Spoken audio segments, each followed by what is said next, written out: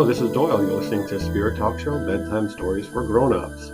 We are doing a special show tonight, and if you guys would like to get involved, before we get into that, go to spirittalkshow.com. I have in this studio some great actors and thespians, we hope.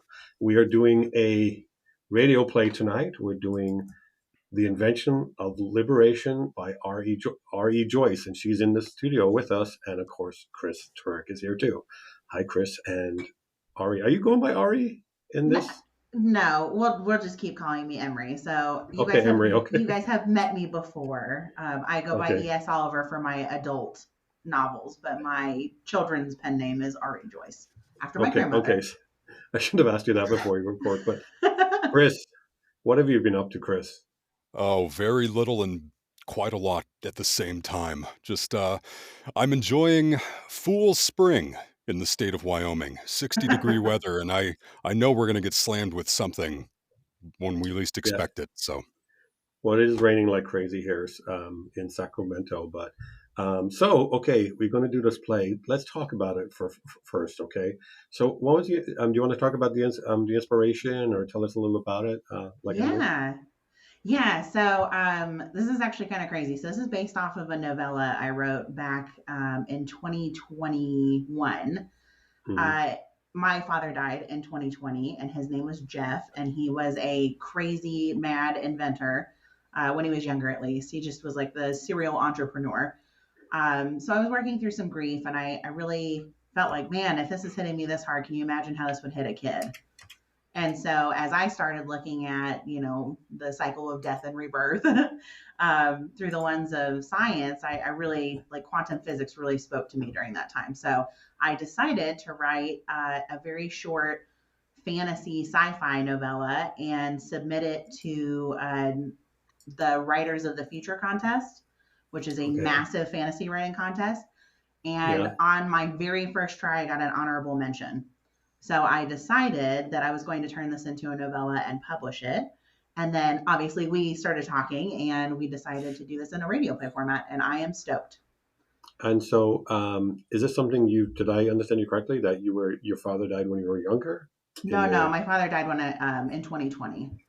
Okay. And just as I was going through that grieving process, I was like, man, this would be impossible for a kid. So I really wanted to put something out there for younger people, not just kids, but teenagers and young adults alike, for them to kind of understand that they're not alone and that death is heavy, and but it's also kind of funny, and you can definitely enjoy some dark humor during this. And can you reveal why it's called The Invention of Liberation without giving away too much? Let's just say that we're going to talk a lot about consciousness and the body, and if the two of them combined are what make you, or if it's your consciousness only. So what's interesting is our last show, 2 shows ago, and how we can talk about this, we did a show about quantum physics and consciousness and near-death experiences, and how, we did one last week about, what was that? Quantum immortality? Quantum immortality, yeah. Do you remember what it was about? Well, just a multiverse idea, being in 2 places at once, one outcome affecting the life of somebody else in another universe. So it's funny that it kind of connects like that. So let's talk about the characters. What characters, and why are we playing these characters? Like, do you want to, or is that revealing too much?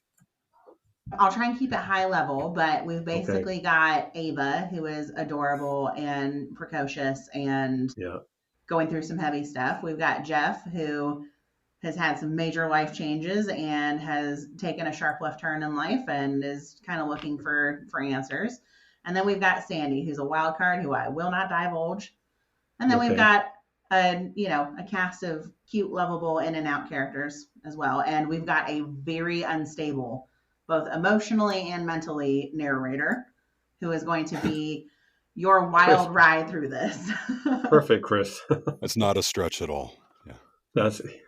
So I'm looking at the characters here. So Chris is the narrator, and shall I reveal who's playing each character? I'm looking at it from the thing. Yeah, go ahead. Or is it okay to mention all the characters this early? I'm thinking. Yeah, I So, mean, those yeah. are like the main ones that I just gave. So the other ones are going to be more like support characters. So, Chris, why do you think somebody would pick you as the mentally unstable narrator? Uh, well, maybe because they know me. Uh, Okay. and they're 2 for 2, And something you, like that. well, Emery knows you because you voiced her novel, right? I did. I did indeed, and I had a blast doing it. Cool. Well, then you're used to reading her stuff. This is what we're doing tonight. So Sandy is also Chris, and then I'm Jeff, and there's Emery is Ava, right?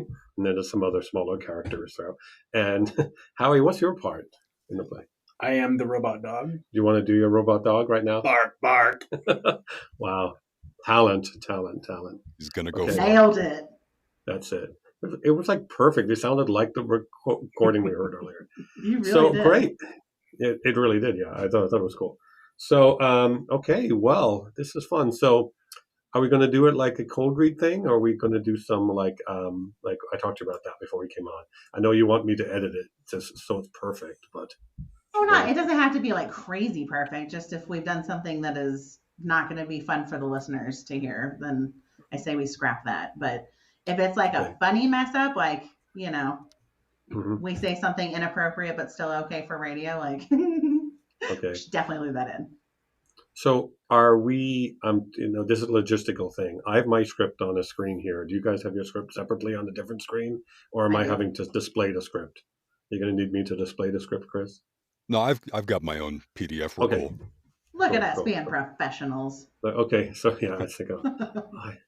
Well, this is so we're going to go through it, and we're going to end hopefully end in a cliffhanger tonight.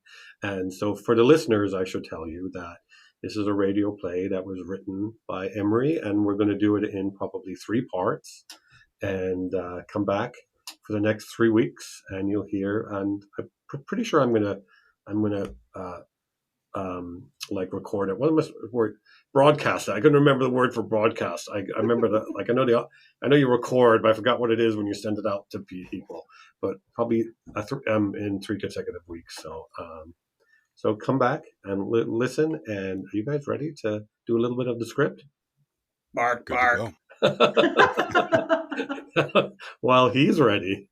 What's his character name? That was like that timing was perfection, Howie. So his character name, do not hate me for this, I named him this in 2020, is Elon Sparks. Okay. I did not do that recently. Don't hate me, people. Don't send anyone death threats. Thank you. Okay. Well, I mean, have you ever known anybody named Elon that's not that Elon? Have you ever heard that name before? I have, actually. Oh, cool. I only know one, though, and he is very not like Elon, the other Elon. Okay. He's very quiet. Well, unfortunately, if you look up my full name, you go by. This is why I don't go by my name on the show. Some people with my full name have done some bad things, so that's why I go by Doyle on the show. Okay, well, great. So there's music to intro this. So we're going to go into the actual show right now, and it starts with my wonderful voice because I'm doing the introduction, right? And okay, I'm going to hand it over to you when you want to do that. Everybody's ready, right?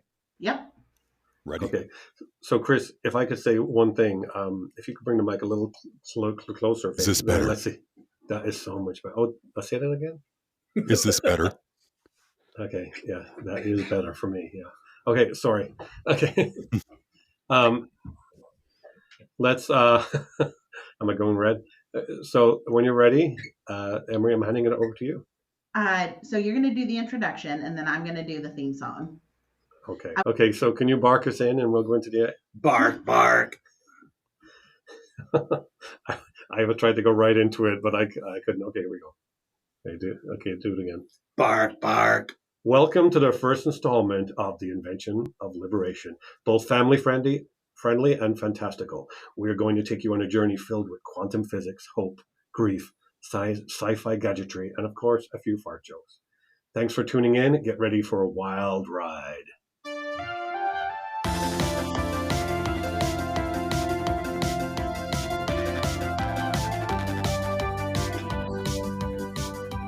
Chapter 1. Catalysis. In a world not too different from our own, exists an orphanage in upstate New York. Inside is Sandy, who has been sitting in solitary confinement for what seems like eons. Always watching the ebb and flow of distraught young souls enter and eventually age out of the orphanage, she isn't anyone's first choice of a playmate. Whether it's her stringy black hair, her crooked mouth, or maybe it's her gangly appendages. No one knows. But what we do know is that she's resigned herself to a life of quiet desperation. Sandy looks out at the depression glass window panes, the cool rays of spring sun diffusing across her face. Sandy locks onto the blurry outline of a vehicle pulling in front of the building, sure that she's seen this story before. But what Sandy doesn't know yet is that today is no ordinary day. It's the beginning of a brand new story. A new one.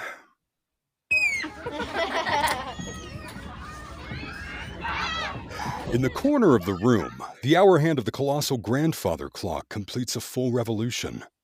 The bells chime as a bright-eyed little girl dressed in a tutu, a unicorn-adorned shirt, and a pair of 5 sizes too big rain boots enters the communal living space. A bearded orphanage worker with glasses, one's last fashionable in the 80s, points to Sandy and whispers into the girl's ear. What does he say? Probably something about our unloved Sandy sitting alone in the shadows. The little girl's hand clings to his as if it were a security blanket.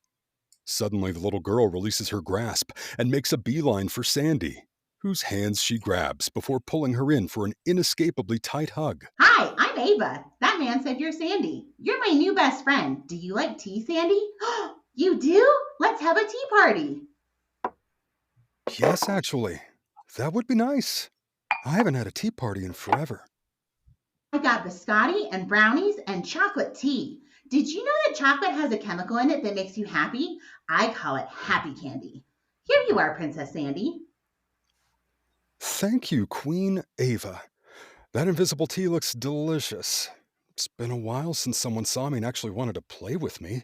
Normally, I just watch everyone else, so thanks. More biscotti, Sandy? Let me just... Oh no! I spilled the tea! I'm so sorry, Sandy. I'll get you cleaned up. I even know where the bathroom is. That Jeff man showed me earlier. Let's go! Ava grabs Sandy's hand, charging full speed toward the bathroom. Seeing as she's entering the bathroom at an irresponsible speed, Ava trips over her ill-fitting galoshes, colliding headfirst into the chest of one of the orphanage's longest residents, Tiffany. Both Ava and Sandy fall to the cold tile floor. Oh, to be a child, unworried about the bacterial predators ready to swallow them whole on that rarely sanitized floor. I digress. Back to Tiffany. She's a disagreeable teenager made crueler than usual by the revolving door of foster families who have grown weary of her many tongue lashings. Great. Another little baby that I'll have to watch after. Get out of my way.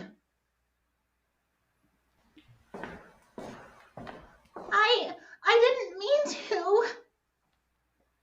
It's okay, Ava. I've known Tiffany for a long time. She's mean, but it's because she hates herself.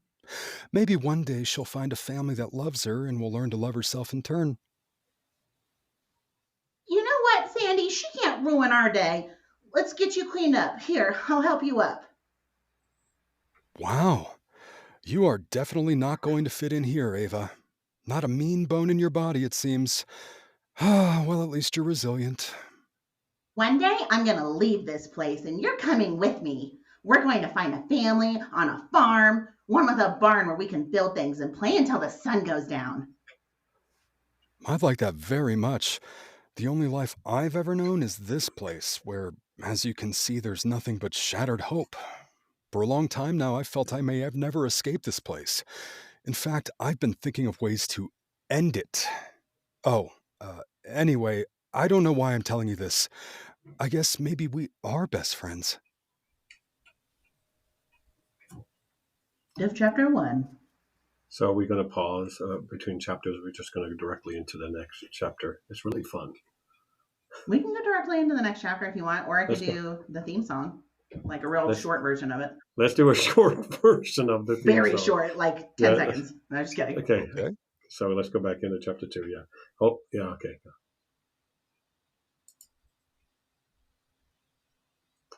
Okay, waiting for the theme song. Oh, you wanted me to? Sorry. Okay.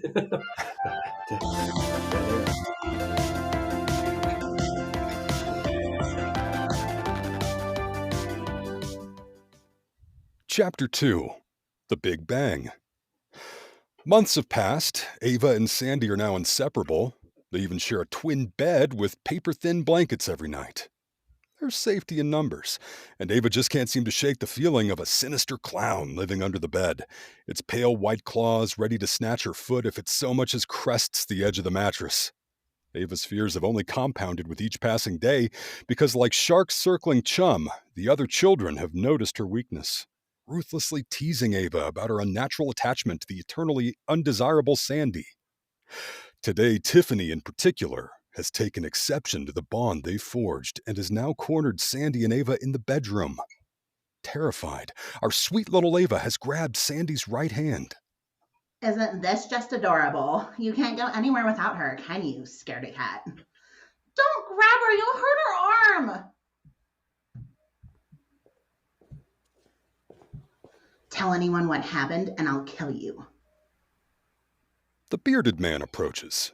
Seriously, who still wears glasses like those? What happened here? Nothing, sir. Just an accident. I came in and she was already crying. You know me, I like to help the little ones. Sure. Oh, Sandy, you don't look so good. Your arm's being dislocated from the socket. Let's pick you up and take a closer look, shall we? Yeah. Just as I suspected. It's just dislocated. Let's get her checked out by the nurse, Ava. Do you think she'll be okay? I do, kiddo. She'll be fine. Oh, and Tiffany, no one likes a liar. You're old enough to know not to inflict your misery on others. Come on. We've talked about this. I'll deal with you later. But for now, go sit in the bed and do some self-reflection. Let's go, Ava. The nurse's office is just a few short steps away from the unfortunate event that had just transpired. But Ava and Sandy have both noticed that the man is walking right past a door with a giant red cross and the word infirmary plastered on it. They've now entered a no-go zone for the orphans, and Ava is understandably worried. Mr. Jeff, the nurse is back that way. Sandy's hurt. I have something that will help you far more than any nurse's office. Don't worry. Ava, your friend will be better than ever in no time. What do you think about that, Sandy? What do I think? I think I've always liked you. You're like if Santa and a mad scientist had a gray-haired baby. No matter how many baking soda and vinegar volcanoes these kids make, you still show up with the same excitement. You're a good one, Jeff. Ah, here we are, my office. Go ahead inside, Ava, but try not to touch anything without asking. Poor Sandy has already had an accident today, and we don't want you getting hurt too. Okay, I think I can do that. Very good. Little Miss Ava. Now let's sit Sandy over here on the chair while I grab some things to help her.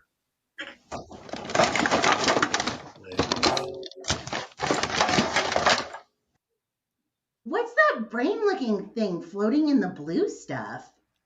This? Oh, it's just something I've been working on. You can come get a closer look at it if you want.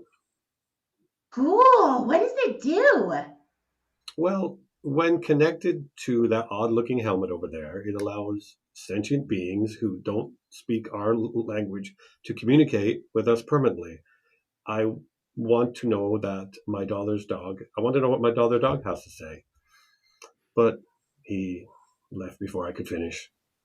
Senti. It means that they have thoughts and feelings like you and me. Wow, that's so neat. Oops. Careful, Ava. Careful with that. Okay, that's a very dangerous toy of mine. Let's get Sandy's arm stitched back together. Scissors, needles, super glue, and can you hand me the fishing line, please, Ava? Here you go. Hey, can we try the hat on Sandy? I just know she has thoughts. Oh, sweetie. Sandy is a doll. I don't think she's sentient. We won't know if we don't try the hat. You're right, I suppose. No real harm in trying. But these safety glasses on and stand behind me. Sandy is a doll. I bet that was a surprise for you, wasn't it? Yell at the author for tricking you. I'm just the narrator. Anywho, Jeff hands Ava a pair of small translucent goggles and shuffles her behind him. I like the safety-first attitude of our mad inventor. Those glasses sure aren't fashionable, but it's better than living a pirate's ocular life, isn't it? Jeff is now carefully placing the helmet on Sandy's yarn-embellished head, which he's now having to squeeze into place because her head is more football-shaped than humanoid. He switches the helmet on, the floating brain now vibrating in bubbling and boiling liquid. Well, would you look at that? The bulbs on the helmet are now blinking in sequence. As it turns out, our mad inventor truly lives up to the second half of his title. Here we go, Ava. Jeff has forgotten to pull his own goggles over his eyes. OSHA will not be pleased. Oh, there he goes. A+ safety rating for Jeff. The flickering of the helmet's lights have now extended the building's lighting system, and Sandy's brown velvet-covered button eyes are spinning like a carnival ride.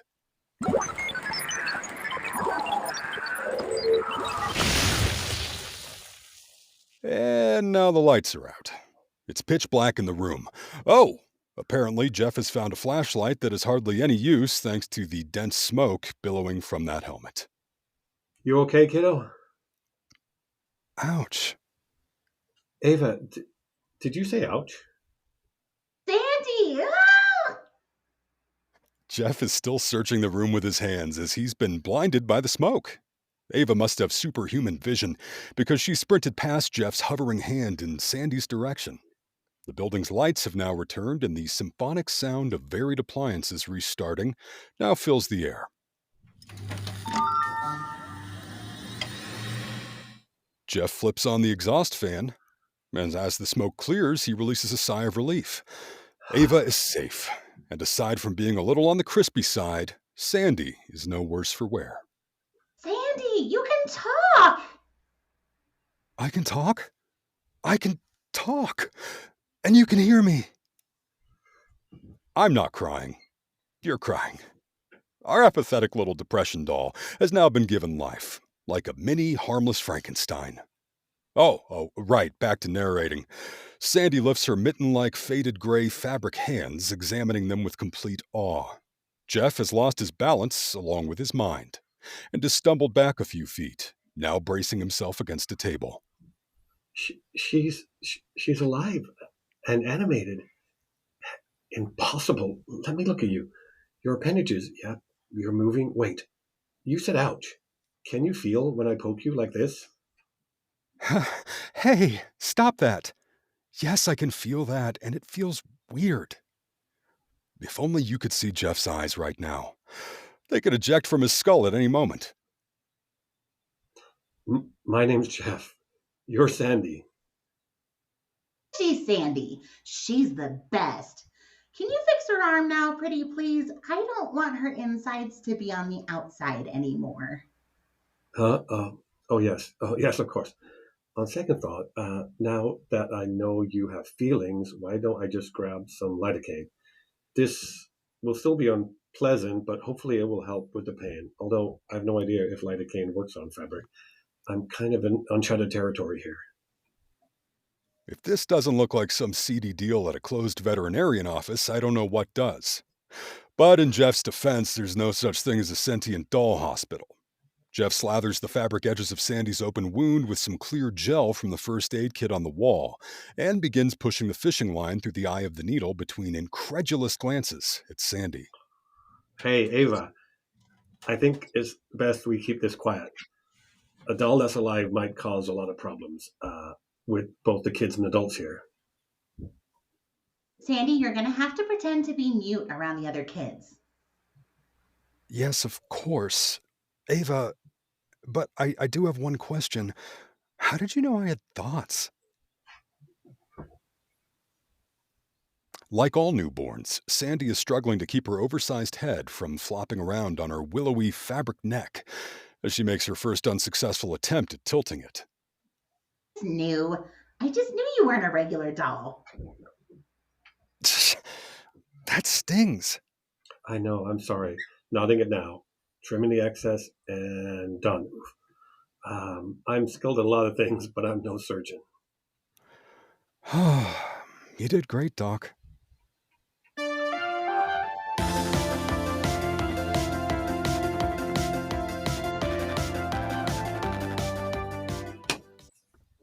Chapter 3: The Symbiotic Reaction. It's been 3 months.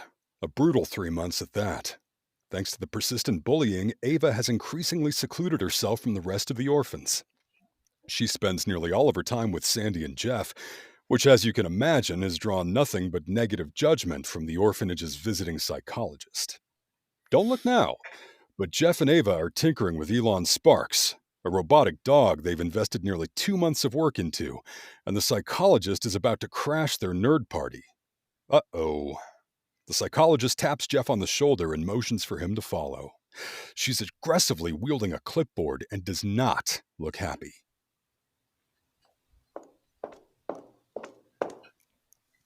Concerned about Ava.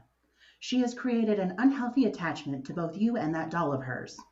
She talks about the doll as if it is alive and speaking to her. I believe this is the repression of trauma manifesting as delusional psychosis brought on by the distress of seeing her mother suddenly trapped inside a non-functional body, and of course, witnessing her death.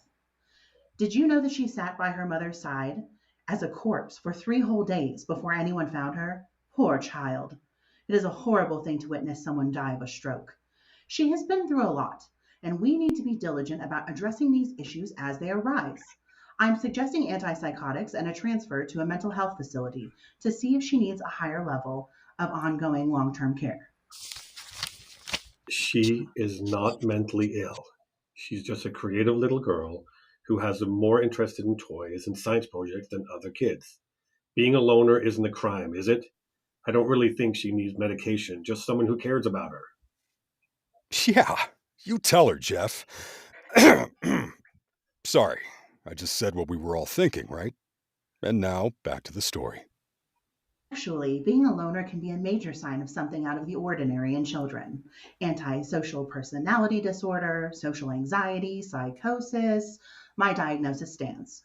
I'll work on getting her transferred this week. No. Sir? I said no because I want to adopt her. You're right.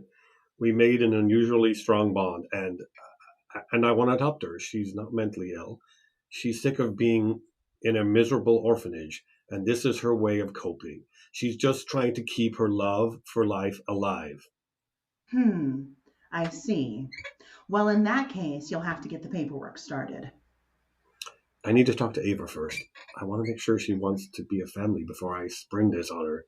It's her choice, too. Very well, but if I don't see the paperwork started by the end of tomorrow, she's getting transferred. Tick-tock, Mr. What is your last name again? Hinton. Right. Tick-tock, Mr. Hinton. I'll see you tomorrow. Phew, that was a close one. Jeff is now collapsed against the pale blue cinder block wall. He's breathing like he's run a marathon. And here's little Ava, poking her head out from the common room's doorway, having no idea what ill fate she's just been spared of. I'm with Sandy. Jeff's a good one. Mr. Jeff? Is that lady gone? Yeah, come on, Ava. Let's go to my office for a minute. We're back to where the other life-altering event started. There must be something about this room. Maybe it's like one of those voids all the crunchies talk about in Sedona. I digress. Jeff picks up Sandy and perches her on a stool. Ava climbs onto the stool next to her as Jeff lowers himself onto his office chair, rolling forward and facing them both. Jeff is now leaning forward with a warm smile on his face. How would you girls like for me to adopt you? I wish you could see this, dear listener. Ava's face is lit up as if it were the night sky on the 4th of July. She's practically leapt off the stool and is now wrapping her arms around his neck. Never have I seen a child this elated.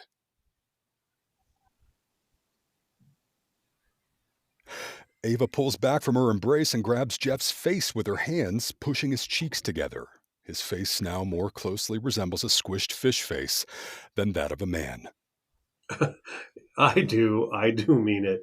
I want to be your father, if you'll allow it. Both of you. Sandy, what do you say?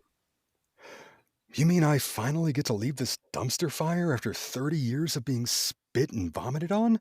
Resounding yes. Where do I sign? I don't have opposable thumbs, though, so you'll have to sign for me. That settles it. I'll put the papers in today.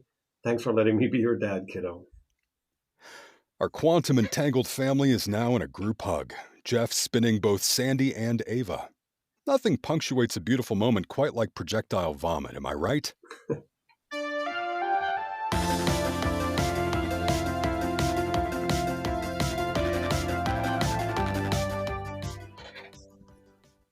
Chapter 4. The Healing Field. It's autumn in upstate New York, and leaves of crimson, yellow, and orange all swirl around the car, floating on the winds of seasonal change. Now removed from the only tree they'd ever called home, the breeze ushers them into a new journey in life. It's a metaphor, just in case this sounds like a bunch of poetic nonsense to you. Our impishly adorable Ava has her eyes excitedly locked on the view out of her window, as the sprawling concrete buildings of the city are now giving way to rolling hills of idyllic farmland. Mr. Jeff, you live on a farm? I don't have animals, but yes, I live on what used to be a functioning farm. Jeff's eyes have shifted from the road, now catching a glimpse of Ava's reflection in the rear view and grinning. She's super cute and all, but eyes on the road, Jeff. You've got precious cargo in tow. Did you hear that, Sandy? A farm, just like I said. I did hear that, but is there a barn for us to work on things and play in until the sun goes down? See for yourself. We're home.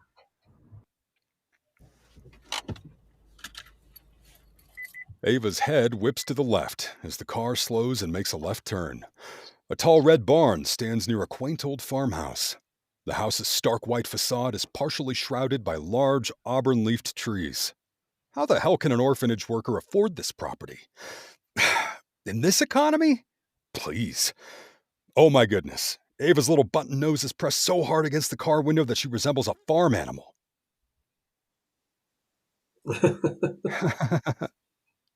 Jeff parks the car. Ava shoots from the backseat door like a rocket and dashes off to the barn. Jeff trails behind, carrying Sandy so as not to muddy her cloth feet. Ava's eyes are saucer-like with enthusiasm, as she has just discovered that the barn she had once wished for was even better than she could have imagined. Every tool and material a tinkerer could ever need lines the walls of this gargantuan structure. Bouncing from table to table, Ava is touching and examining everything she can before Jeff inevitably reminds her of his annoying, fun-killing rules. Ava, you know the rule. Look, but don't touch unless you have permission. I promise that tomorrow you can explore everything you want, but for now, there's food inside. Are you hungry? I think I just heard it growl. Ava follows Jeff to her new abode. The sound of laughter cascading throughout the home, which had once felt so empty to Jeff, now filled that void with the warmth of a happy family dinner. Bedtime quickly approaches, and Jeff carries the girls upstairs, placing them in their respective beds. Only this time, paper-thin blankets have been replaced with luxuriously thick comforters, goose-down pillows, and a nightlight that transmuted the ceiling into a veritable solar system of stars. Ava pulls the blanket up to her face before wiggling into a comfortable spot. I love our new home. I think Sandy does too. I think Jeff might have a heart attack. I just heard his heart grow 3 sizes bigger. I guess it's time I share a bit with you about Jeff's past. He hasn't heard those words for over a decade. Not since his daughter's sudden and unexpected passing in the very same room. At the age of only 10, a dormant congenital condition had surfaced, triggering an aneurysm in her sleep. She passed silently in her bed, where Jeff had found her the following morning. He and his wife were never quite the same following her death. They were divorced in less than 6 months.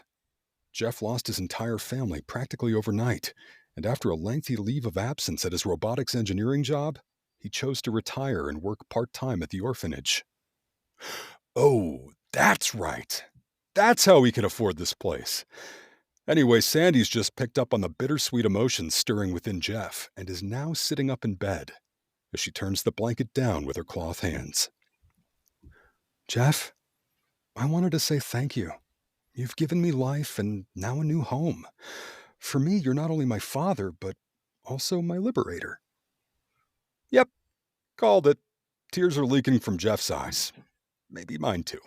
You'll never know because this is a radio play and you can't see me. But go on. Go back to Jeff and Sandy. Oh, Sandy, you've shown me that miracles are real in this painful existence. I think we liberated each other, and I'm forever grateful for you both. Get some sleep. Jeff is off to his bedroom to cry Marie Curie when she discovered radium. He wipes his face, but there's not enough wiping that can dry his eyes tonight. Sleep tight, my sweet daughters.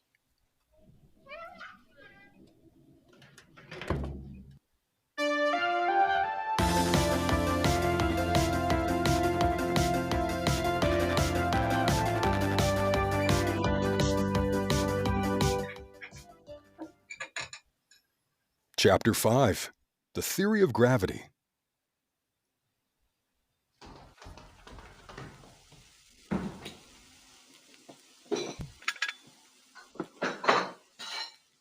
Oh, is that coffee I smell?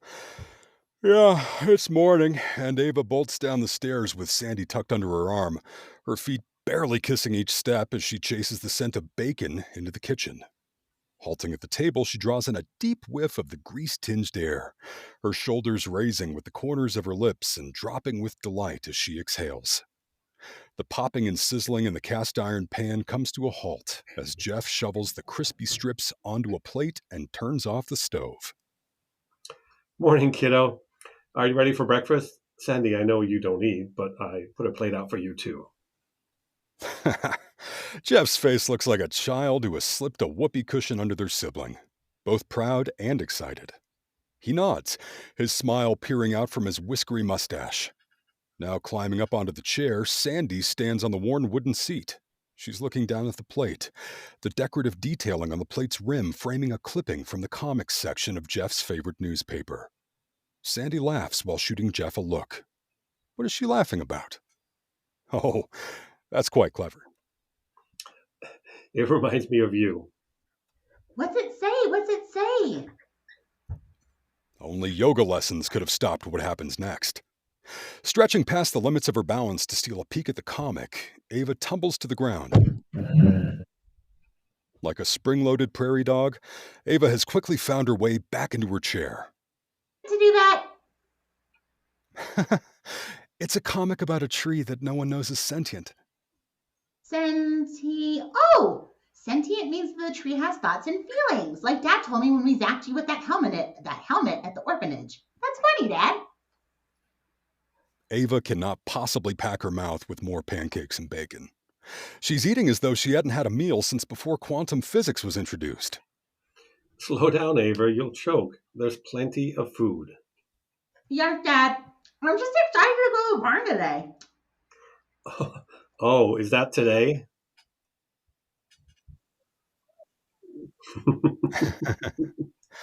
He's just messing with you, Ava. Folding the comic into a paper airplane, Sandy launches it at Jeff. These hands are too fast for your aircraft attack, Sandy. Ooh, Jeff with a quick save. Swatted down. Oops, I slimed myself. I need a bib. Are you finished eating? We'll go out to the barn. Ava, I remember my promise from yesterday. Ava continues to shovel food into her mouth at an alarming rate. The plate is clean, Ava. You don't need to lick the 2 pools of maple syrup from the plate. Or apparently you do. This girl. If she wasn't so cute, it'd be a real problem now that she's a sticky little sugared-up nightmare. Can we go to the barn now? I saw so many cool things.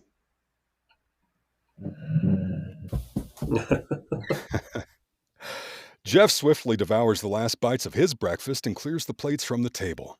As Sandy and Jeff follow in Ava's footsteps, the sound of electronic barking draws near to the trio, who are now collectively donning their coats. Aw, Sandy's silently savoring how perfect their little household feels. A moment of bliss. It's as though they're a family once split apart, now reunited from the far reaches of the galaxy by fate. Sandy's reverie is only broken now that Ava is picking up the robotic dog that she and Jeff had built during their stint at the orphanage. Bark, bark. I mean, come on. Who could possibly sustain anything with that insane-sounding bark going on in the background? I bet you're asking yourself, why in this age of AI sound effects and cheap USB microphones would you make that the voice of your robot dog? I asked that too. It's either nostalgia or all of Jeff's taste is in his mouth. Elon Sparks wants to come with us. Can he, Dad? Ruffling Ava's hair playfully, Jeff glances at the black and white plastic dog sitting at his feet with LED puppy dog eyes. Sure, but if he gets dirty, you have to clean him. That's the deal, kiddo. No rolling in the mud today, Elon Sparks. Ava's opening the door and sprinting toward the barn, her robotic pup tight on her heels. Jeff turns to Sandy. Do you want me to carry you, or do you want me to put sandwich bags on your feet to keep them clean? Just carry me, I guess.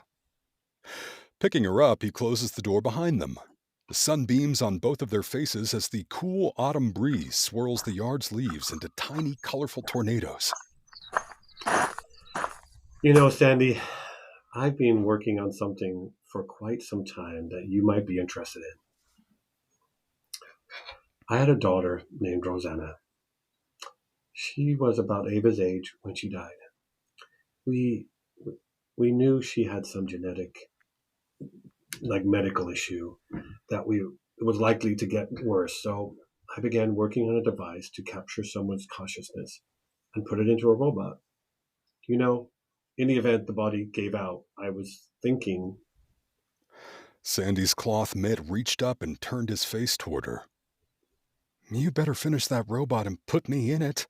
You also better give me laser eyes and night vision because these buttons hardly count as eyes. It's just so sweet. They're walking to the barn and our little raggedy Sandy has her woven hand tenderly pressed against his heart. Thank you, Sandy. It's been a long time. But I don't think that the hole in my heart will ever really heal, you know. I don't think that kind of loss ever really heals. I just think that love makes your heart bigger so that it doesn't hurt quite so much. Then again, I'm just a doll. What do I know? Smiling, Jeff kisses the yarn atop her head. You'll never be just a doll, Sandy. Not even when I thought you were just a doll. Dad, what's this? Entering the barn, both Jeff and Sandy's attention is now squarely on Ava, who is jumping up and down on the dirt floor. That doesn't sound like dirt. Yeah, that's because it's not.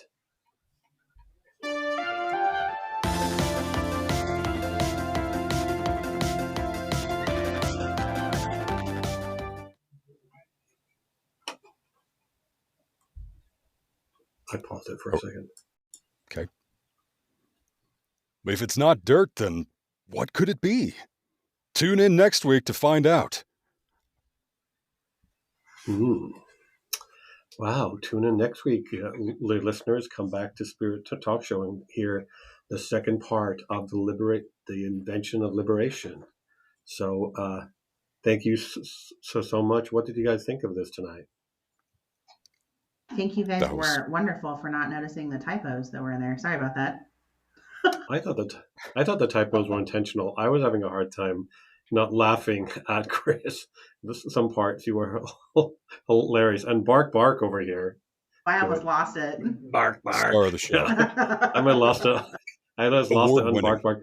We need to give bark more lines next time for sure. Bark has a lot of lines in the next episode, so definitely stay tuned. That was really fun, guys. You got to be careful here because you've got me a little addicted. We might have to we might have to continue this being a long-term thing. So, I love it. get ready. It was really fun. It was Don't threaten me with a good time. Well, hey, I'm thinking, like, I'm sitting here, like, listening to this, reading it, thinking, this is so fun. Maybe this could be what my show becomes now. I like the AI story. Is maybe it's played out a little bit in 4 seasons. Maybe we need to go into these. Although that's a lot of work for the writer there to be writing radio plays for every few weeks. Yeah, we would definitely have to use, like, this wasn't so bad, honestly. So if we just use stuff that I already have written, we could do this in perpetuity. Wow. Don't threaten me with a good time, to quote I'm going to Chris. threaten everyone with a good time. This I'm a was good time really now. Out of control.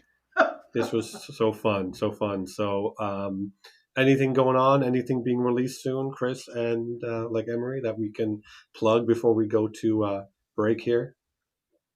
Well, Emery, you go obviously, we first. have this radio play. I did want to share with you earlier. I had a signing at an International Women's Day event last weekend. It was insane. I had so many people come in and buy my book. Like, I ran through all of the books they supplied me and all of my personal stock of hardcovers and some paperbacks. It was nuts. Okay. So your book is selling well? It's flying off the shelf?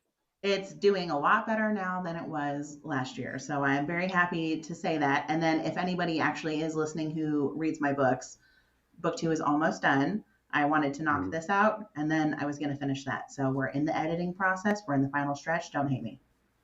And is somebody on this show going to be narrating it soon? The book too? Show. Faux show. Okay. Congratulations, Doyle. You got the job. Yeah.